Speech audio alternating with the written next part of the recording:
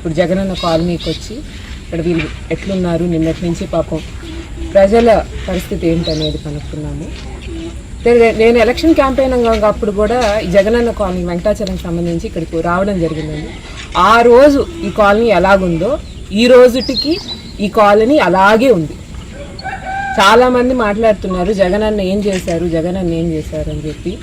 ఇక్కడ ఉండే వాళ్ళకి ఈరోజు తుఫాన్లో ఏ చెట్ల కిందో పట్లు పెట్టుకొని ఆడికి ఈడికి పరిగెత్తి ఇబ్బంది పడకుండా వీళ్ళందరికీ సరైనటువంటి ఇల్లు ఇచ్చి వాళ్ళని సురక్షితంగా ఉంచారు. ఈ తుఫాన్లో ఈ ప్రభుత్వంలో ఆయన చేసిన పనులే పనికొస్తున్నాయి ప్రజల్ని కాపాడుకోవడానికి. దానికి తప్పించి ఈరోజు కనీసం ఆ రోజు ఎలా ఉందో దానికి ఒక్క పని కూడా మించి చేయలేదండి. కనీసం రోడ్డు వసతి చేయలేకపోయారు.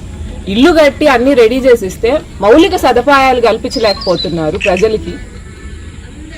ఇట్లా ఈరోజు వీళ్ళకి కనీసం వచ్చి ఆసరాగా నిలబడట్లేదు తుఫాను ఇది అయిన తర్వాత. అయితే మేము వచ్చింది ఇక్కడ ఎవరినో తప్పుపట్టాలనో ఇంకోటనో కాదు. పాపం ప్రజలు ఇబ్బంది పడకూడదు. వాళ్ళు ఇబ్బంది పడకుండా నాయకులు కార్యకర్తలు అందరూ కష్టపడి ఇక్కడికి వచ్చినప్పుడు ప్రతి ఒక్కరు అదే చెప్తారు, అమ్మ నానున్నప్పుడు బాగా జరిగింది, ఇప్పుడు మమ్మల్ని ఎవరు పట్టించుకోవట్లేదు. అయితే మాకు ఇక్కడ ఉండే వాళ్ళు స్థానికమైనటువంటి కార్యకర్తలు నాయకులు మమ్మల్ని బాగా చూసుకున్నారమ్మా, మాకు ఏదైనా ఇబ్బంది అంటే పరిగెత్తారు, మాకేవో చిన్న చిన్న ఇబ్బందులు ఉంటే అవి వచ్చి చూసుకున్నారు అని చెప్పి.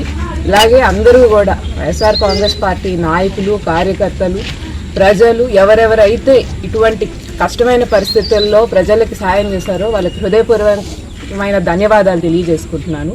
ఇదే రకంగా ఎటువంటి ఇబ్బంది వచ్చినా కానీ వైఎస్ఆర్సీపీ పార్టీ ప్రభుత్వం ఉన్నా ఉండకపోయినా కార్యకర్తలు నాయకులు అధ్యక్షులు అందరూ కూడా ప్రజల కోసం పనిచేస్తున్నారండి.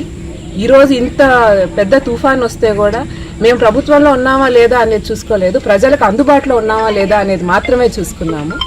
ఎట్లో పెద్ద మొత్తంలో ఇక్కడ ఏది తీరం ఇక్కడ దాటలేదు కాబట్టి పెద్ద మొత్తంలో ఏ హాని జరగలేదు. దానికి మేము భగవంతునికి కృతజ్ఞతలు చెప్పుకోవాలి. అంతేగాని ఎక్స్ట్రాగా వీళ్ళు చేసినందువలన ఎవరు బయటపడలేదు.